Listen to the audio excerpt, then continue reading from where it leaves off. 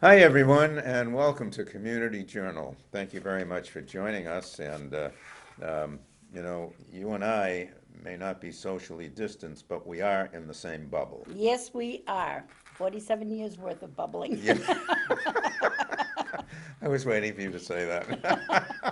Uh, Anywho, we're having a warm spell. yes, we are. I can't believe it. Temperatures in the 50s. We may even reach 70 degrees before this current weekend is over. So we have been very, very lucky. We have, and it Um, may it may go on into next week. yeah. But I knew it because I finished doing the closets over, as you know, last week. So I figured once I had all the late fall and winter things out, we'd get a So warm now we get spell. a warm spell. But one caution, we are still very dry. We've not had hardly any rain. If you are doing any outdoor burning, which probably you shouldn't be, the grass is dry, the brush is dry, Oh, yeah, good so point. it can be very dangerous. So just be aware of that. We're going to start this week with the Council on Aging update. Dinah sat down with Emily Mitchell to bring us up to date what's going on with the Council on Aging. Let's take a look. Hello, this is Dinah Lane from Channel 18 in Harwich, and I'm here today with Emily Mitchell from the Council on Aging. And I know the Council on Aging has been very, very busy, even in the midst of COVID, or maybe especially in the midst of COVID. And I wanted to get the update from Emily about all the things that are going on. Hi, Emily, how are you? Hi, Dinah. It is great to see you, even if we're not in the same room. I'm so thrilled we get to come back to this program and share information with folks. Thank you for having me. I am so glad you're here. And so glad you've been there all along. It's such an important part of what happens in Harwich. Why don't you just start by telling us some of the things you've been up to? Thank you. So when COVID hit us in March, we kind of immediately overhauled everything. Most of what we were doing pre-COVID is on site. We have a lot of programming, activities, in a kind of a wide variety of areas. We obviously had to stop hosting things on site, and so we really switched to a community-based model of providing services that were targeted towards essential needs. So one of the biggest things that we switched was from our on-site daily meal program, typically a lunch, but sometimes breakfast and sometimes dinner. We switched from that to a lunch distribution. So we're now delivering meals Monday through Friday, lunches. They're all cold, shelf-stable meals, typically sandwiches and salads, prepared by Linda, our fabulous town chef. She's managed to stay creative and nutritious and balanced throughout the last, I guess, 7 or 8 months we're at now. So we are serving about 70 people per day, and we're about at capacity, but if anyone is listening to this and knows they would benefit from that, don't hesitate to reach out. We typically are able to get people onto that list pretty quickly. Okay, that's good So to know. Thank you. Yeah, definitely. yeah. So that's been ongoing. Uh-huh. Um, Transportation has been another big focus for us. So we do have the Cranberry Coach van. Our capacity is limited to 2 passengers per trip, but we're going to grocery stores, pharmacies. We've expanded to go to some local banks and the post office. We did some transportation to town hall for early voting. We're still taking folks to the library.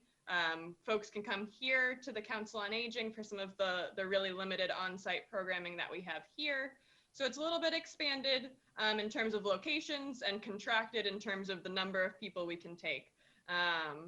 But we're seeing a lot of need for that. And we also expanded to take folks to medical appointments. We'd previously relied on volunteer drivers, but because drivers can't maintain the recommended 6-foot distancing in their passenger cars, we've tried to absorb that into our van transportation. So those have been two of the big pushes immediately since the onset of COVID. And now we're trying to expand into some other programming opportunities on site and remotely. Great, great. And I wonder, I understand you're also doing one-on-one appointments of various kinds there at the center. Yes. So we have started doing one-on-one appointments with staff in particular. This is the start of fuel assistance season. We process some other benefits applications and things like that through our office that we can take appointments for. The town nurse, Sue Giselle, has resumed her wellness clinic to do blood pressure checks and just wellness checks with folks. So we have those staff type appointments. And then we also have brought in our elder law attorneys are back in, foot care with the podiatry nurses we have back on site. And then we've had some other professionals off and on as well. So those types of services you're used to doing one-on-one we have here. And the other on-site service we're still doing is the durable medical equipment program. So you can still return equipment or loan out equipment if you're in need of those types of services. We found a way to do that in a modified format as well. That's great. So a lot of the regular services are already resumed, and sounds Yes. like people can really access those relatively easily. Yes, we're trying very hard. I know it's still different and folks are missing a lot of the fun programming. Yeah, But we're working our way there for sure and trying to find creative alternatives in the interim. Great. I'm sure you are. Yes. So speaking of that, I understand you have some great holiday programming thoughts, and of course the holidays are coming up. So do you want to Quickly, I know. So we are, yes. Again, with Linda, the town chef, we're brainstorming what we could do just something special for the holidays. So for both Thanksgiving and then the winter holiday season, we're delivering warm meals, and they're really a full holiday feast. So for Thanksgiving, this meal, it'll be the Tuesday before Thanksgiving, which is November 24th. And it'll be a full turkey dinner, mashed potatoes, green bean casserole, cranberry sauce, stuffing, dessert, kind of a full Thanksgiving spread that we'll deliver to you at home. So you call us to sign up, and it'll be delivered to you warm and ready to enjoy. And then for December, the December date will be December 22nd, and a similar idea of a hot meal. It'll be a roast pork for that meal. And again, a full spread to enjoy. I always find a tasty warm meal makes any day better. So we're excited to do that as well. Okay, great. And then on the creative side, you have some a storytelling activity planned. Can you tell us a little bit about that, having to do with the pandemic? Yes, absolutely. So we actually just received a grant from Elder Services of Cape Cod and the Islands to do, they framed it as creative outreach surrounding COVID. So we decided to create a kind of booklet that would capture the experiences of Harwich seniors as we've navigated COVID.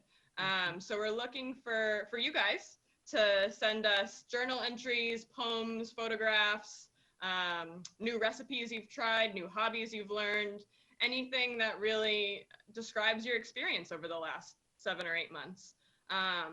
So you can submit them to me. We have kind of specific submission guidelines that I can share with you, but just generally speaking, it's anything that can fit on one standard 8.5 by 11 piece of paper. And you can submit it to us by mail or by email. So you can certainly call or email me if you want more specifics on the submission, but we're really excited to hear from you about what you've experienced, positive and negative, and to show kind of the resilience and strength of our community and how we're all navigating this together. So we're excited to see what it comes up as. We're collecting submissions for November, December, and the first half of January.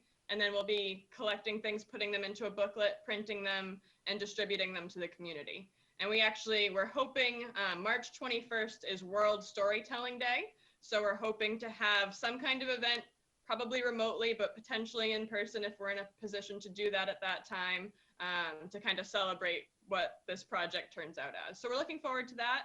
Again, if you have questions or have ideas to submit, we would love, love, love to hear from you. It's such a great idea, and it's a wonderful way for people to share with each other what their experiences have been. Not just to let you know, but really for everyone to be able to support each other and to understand that they have not been alone. Because I think that's been a big issue for a lot of us. It has. That's exactly what we're trying to capture. A lot of loneliness. Yeah. Yes. So this is a great way to bring people together. Wonderful idea. Okay. Oh, thank you. We're excited about it. Yeah. Good. And then finally, you're doing some home safety assessments? Yes. So folks may be familiar with the home safety program we've done as the Council on Aging in collaboration with the fire department.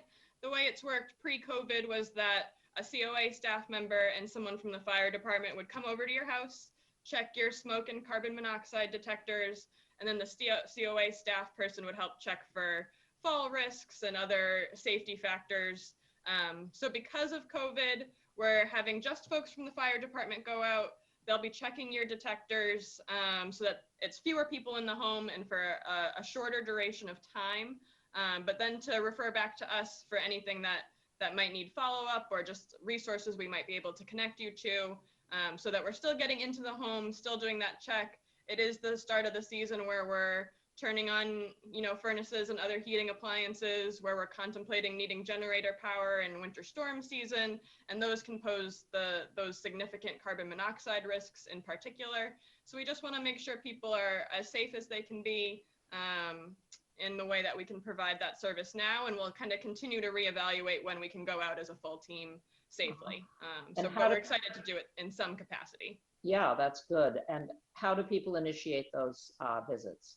So they'll sign up through the Council on Aging, so they can give us a call. It's 508-430-7550, or email me. I won't bore you with my email address because it's very lengthy, but I'm sure we can post that somewhere for you to access. So either way, you'll sign up with us and then coordinate that scheduling with the fire department. Okay.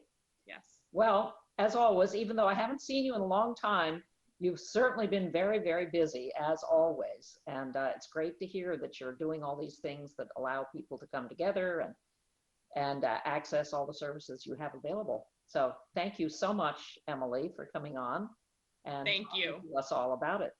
Thank you. And I'll hope to see you sooner next time. Very soon, yes. Okay, great. I'm sure you'll have more to tell us about. Thank you. Okay, this is Dinah Lane from Channel 18. Thank you so much.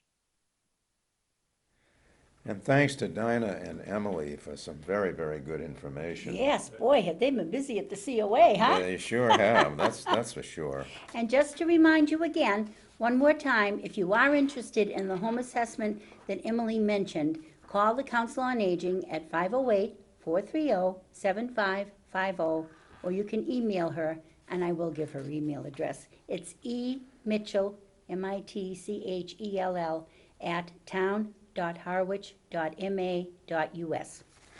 Very good. Yes. Hello. So if you're interested, that's how you get in touch. Even that email address isn't bad. No, it isn't. Yeah, very good. Now, we have an important legal notice here. It's a notice of a public hearing concerning the property tax rate for fiscal 21. The Harwich Board of Selectmen will hold a public hearing on Monday, November 16th, 2020, no earlier than 6:30 p.m. During their regularly scheduled meeting. The hearing will be held virtually for the purpose of deciding whether all property shall be taxed at the same rate for fiscal 2021, as set forth in Chapter 40, Section 56 of the Mass General Laws. So interested parties can request to comment at the Board of Selectmen virtual meeting by sending an email to comment@town.harwich.ma.us. So you can still get your comment in, but you have to do it virtually. So again, if you're interested about property tax rate for fiscal year 21, this is a chance to let your voice be heard. Yes, we're doing a lot of that lately. Yes, we are. But that's what it's all about, You right? got that right. Okay. Now, on our first post-COVID show a few weeks ago, we did mention that we were looking for public input on renaming the Community Journal show, just for a fresh start. And we are still accepting show name submissions, but we do want to thank Peg Rose for her submission. And we are hoping that if you have some submissions, you'll get them out to Jamie. And here we go with another email address, jgoodwin, GOODWIN, at, this is going to sound familiar, town.harwich.ma.us. jgoodwin at town.harwich.ma.us. Thanks again, Peg. Yeah, Peg's right on the ball there. Yes, she is. She's one of our more active citizens, which is really great to see. Yes, she is. Yeah, she's great. Now, this is one that I'm not familiar with, the Harwich Fund. I'm not either, actually. And this is an extension of the Cape Cod Fund. So now we're going to have a chance to learn about this. Dinah sat down with Brian Sheld and Rich Coven, the co-founders, I guess, of the fund. So let's take a look at the interview and maybe see what it's all about. Oh, this is Dinah Lane of Channel 18 in Harwich. It's very nice to be here with you. And today I have the pleasure of introducing two people who are involved in the Harwich Fund. One is Brian Sheld, who is a co-founder of the fund and a member of the committee. Hello, Brian. Hi, Dinah. Thank you for having us. Very nice to see you, and I love your background. And Rich Cogan, who is also a member of the advisory committee and has a lot of information to share about the needs of Harwich. But let's start first with Brian, if you could, as a co-founder. Perhaps you can tell us how this all came about. Thanks, Dinah. Happy to do that. So the Harwich Fund came about by actually a marriage forged by the Cape Cod Foundation. Kristen O'Malley, who is the president and at the time CEO, and at the time Hank Holden, who I think was the chair of the board. They knew me being a resident of Harwich had an interest in giving back to Harwich. I'd been a member of the scholarship and grant committee for some time. Another member of the leadership team of Cape Cod Foundation, Charlie Hellowell, at the same time was saying the same thing. So Kristen and Hank brought Charlie and myself together, and in 2018, we formed the Harwich Fund. It takes an awful long time and a great deal of effort to get one of these off the ground. And what really gave us the energy to get it moving was really the spring of 2020, when COVID-19 took the world by storm. And it was then that we formed an active core working team, Rich Cogan being one member.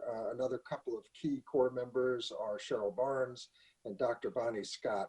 And there is where we really put the energy together to grow, to both define the vision, the mission, and extend our reach by understanding the needs of the community. And picture the Harwich Fund is really a permanent endowment to serve the needs of the Harwich community. And we spent a great deal of time trying to understand what those needs are so that we could focus initial interest with having the highest impact. Okay, great. And I understand you do exclusively fund other nonprofits. That is true. We Okay. fund exclusive nonprofits, those that are either operating in Harwich or, most importantly, serving the needs of Harwich residents. That's actually very important, I think, for people to understand so that they don't think it's yet another helping organization which is working on its own. This is really, really an adjunct to a lot of other organizations that are already in play, correct?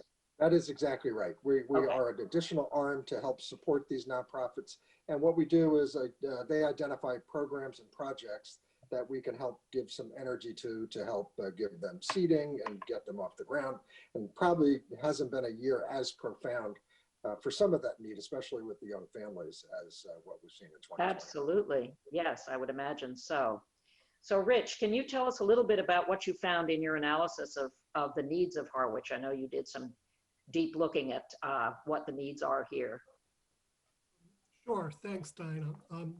We took a look at the needs within the town by doing two things. One was trying to gain an understanding of the economic and other statistics for the town.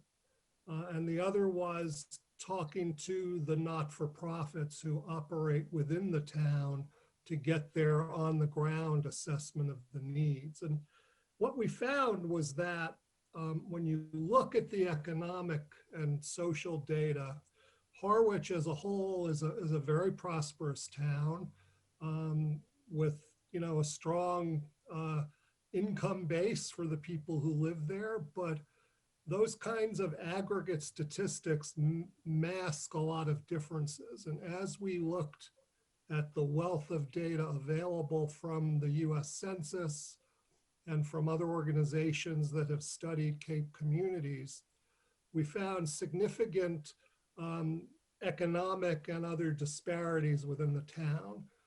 In a town of about 12,500 people, there are almost 1,500 who have annual incomes below 150% of the federal poverty line. There are over 700 who have annual incomes below the federal poverty line. Approximately half of all the elementary school students qualify for the subsidized free lunch programs.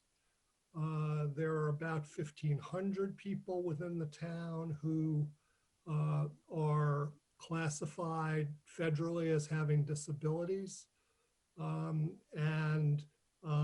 There are almost 40% who, by federal definitions, have housing insecurity. They're spending a percentage of their annual income on housing that is not sustainable.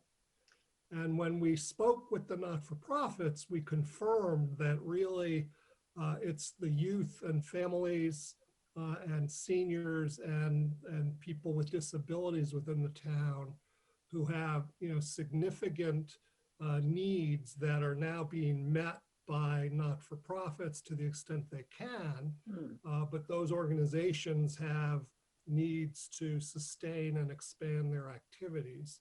And because of that, we decided to focus on those kinds of human services needs. Okay. So can you tell me how do people apply for these funds, or are these things that you identify and then grant without an application process? How does that work? No, they typically come from the nonprofits themselves and projects that they've identified, and then they'll come to us. We're modeled after 3 other town funds that operate within the Cape Cod Foundation, one being Chatham, another being Falmouth and Sandwich. So once we're just in on our initial stages, so many of the ideas for the grants have come from the initial conversations that we've had with nonprofits that Rich just pointed to. But over time, they will probably be more grant applications, if you will.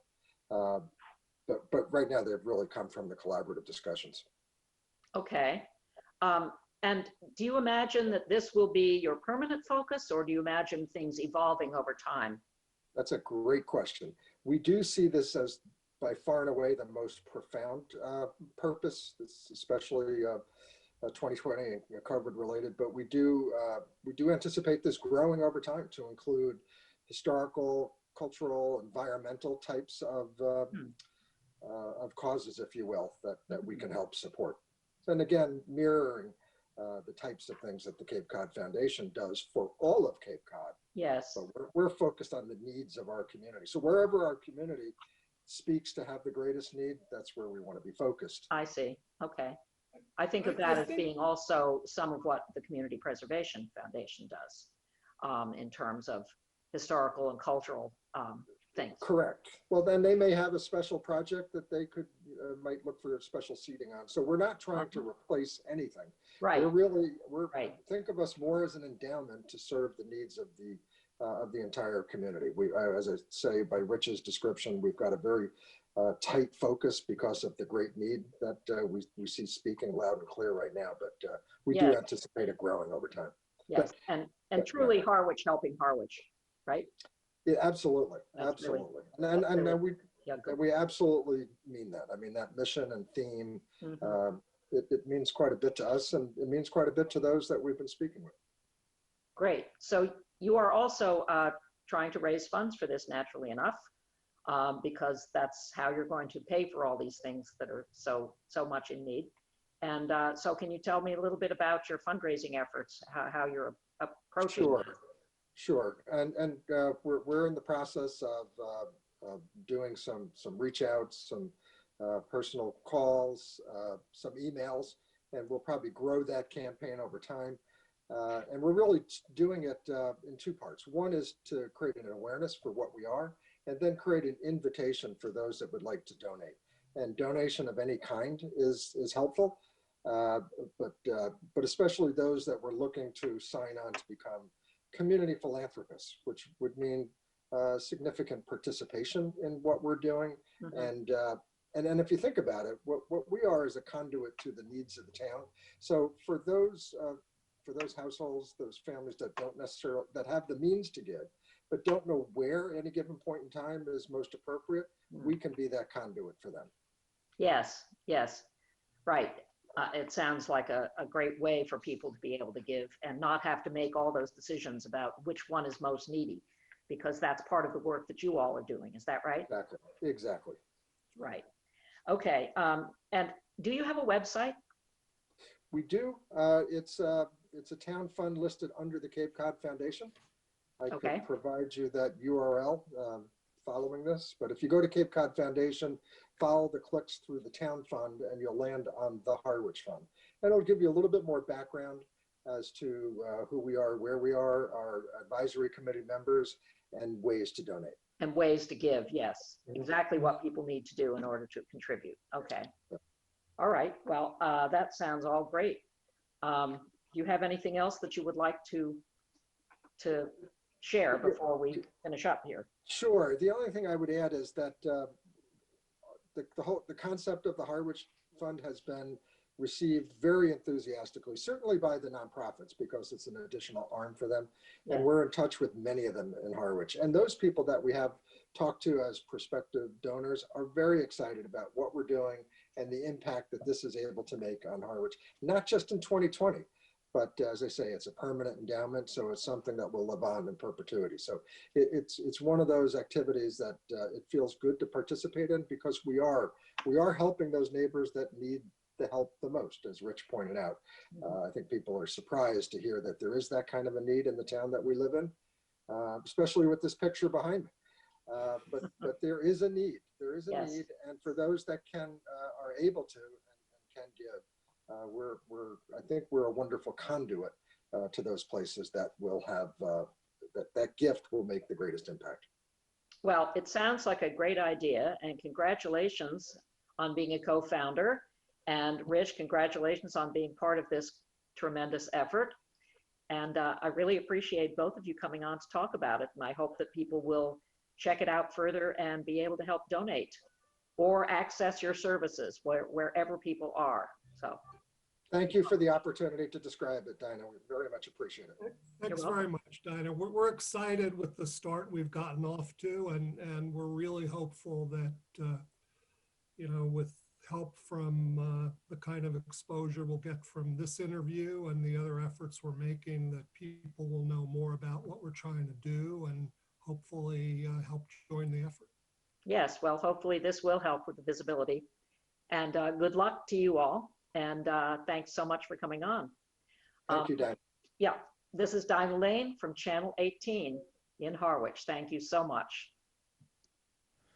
Wow, I certainly learned a lot from that with Dinah, Brian, and Rich. I did too. yeah, that was Wow, really that's amazing that they're doing that. Yeah, that was a great interview, and you just don't know these things are going on until they're No, brought you out don't. in front of Yes. you. And So thank God we have people that are willing to thank help. God for that. Yes. That's for sure. Yeah. Okay. What do you have, Eileen? Oh, well, I have a very important announcement from the Community Development Partnership, which I will refer to from here on in as the CDP, Community Development Partnership. The CDP COVID-19 Micro Enterprise Forgivable Loan Program is happening. The CDP is offering a forgivable loan program for small businesses in the 8 lower and outer Cape towns, funded by a CDBG grant to the town of Truro. This Micro Enterprise Relief Program is designed to assist businesses with 5 or fewer employees, including the owners, that have been negatively impacted by the COVID-19 pandemic. The program will provide one-time forgivable loans up to $10,000 for business owners who need financial assistance to support business operational costs in order to keep the business sustainable. Funds must be used within 6 months of the award. Applications will be accepted on a rolling basis. Funding will be awarded based on a first-come, first-eligible, completed application basis, subject to the availability of funding. However, there are eligibility criteria involved, so to help you stay informed, the CDP have developed a pre-application for businesses that are interested in this program. They will email the full application to anyone who has filled out a pre-application and advertise the program across the region. They anticipate that the full application will be ready within a week. So for more information on this valuable program, you can go online to Cape C as in cat, D as in dog, P as in parrot, .org, capecdp.org. There's a homepage link to COVID-19 small business resources. Wow, I know, more help more help. and very needed. You know, sometimes there is a lot of help out there, but you just have to look for it. And you have to know, yes, And, you know, It's these available. announcements are so important. Oh, They they really are. they are. And the interviews too. And of course, and the interviews too. In the Harwich community, local nonprofit Guild of Harwich Artists will host an interactive Zoom meeting with guest artist Jay Tickner. I hope I said that right. On Saturday, November 21st, after their annual meeting from 2 o'clock to 4 p.m. Demonstrations are free and open to the public.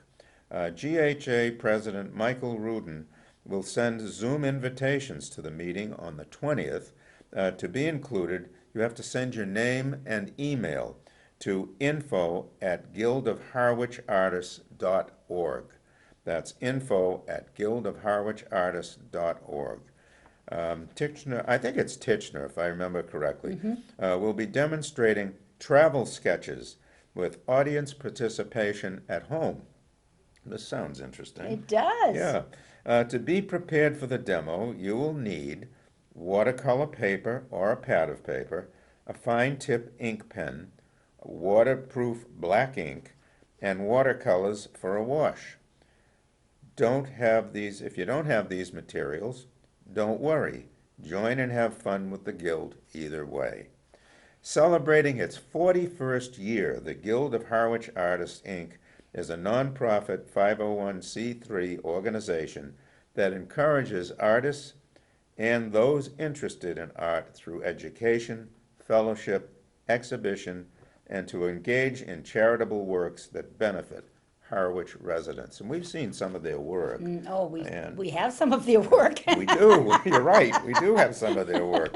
So, yeah, that'll be interesting, very good. Let me see that, what was that? That was Saturday, November 21st, from 2 to 4 p.m. Yes, So, and you have to submit your you have to, yes, information, that's yes, right. to that Yeah, to, online address. Do you want to mention it? yeah, let me mention that online address again. It's info@guildofharwichartists.org. Very good. Very good.